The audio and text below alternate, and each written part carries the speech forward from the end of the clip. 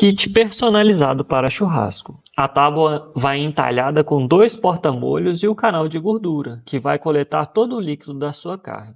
A personalização é feita no laser, fica em baixo relevo na madeira. Usamos a madeira teca, que é o que temos de mais nobre no Brasil.